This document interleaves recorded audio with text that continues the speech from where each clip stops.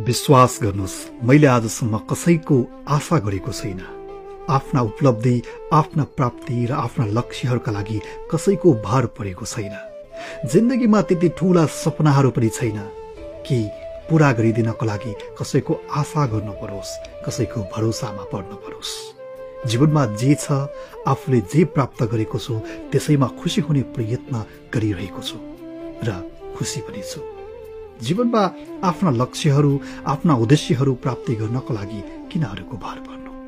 तपाईले सुन्नु भएकै होला, जब आशा गरिन्छ नि, आशाले निराशा बनाउँछ। निराशाले तपाईको जिन्दगीको लक्ष्य नै बदलिदिन सक्छ र निराशाले तपाईलाई दुखी बनाउँछ। जब तपाईँ दुखी हुनुहुन्छ, तपाईको सुखी संसार कहाँबाट प्राप्त हुन्छ र? त्यसैले जीवनमा आफ्ना लागि र आफ्ना उपलब्धिहरूको लागि आफैले कडा मेहनत गर्दै, आफैले कडा परिश्रम गर्दै, आफैले उपलब्धि प्राप्त गर्ने मार्गतर्फ अगाडि बढ्नु नै सबैको लागि उपयुक्त हुन्छ।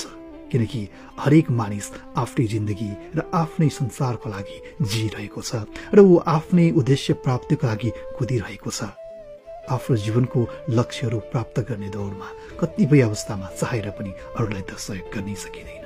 त्यसैले सर्वप्रथम आफ्नो लागि आफै जिउँ, सर्वप्रथम आफ्नो लागि आफै खुसी हुने प्रयत्न गरौँ, सकारात्मक रहौँ र सधैँ सकारात्मक दृष्टिकोण राखेर अगाडि बढौँ। दुखी त हुनै पर्दैन।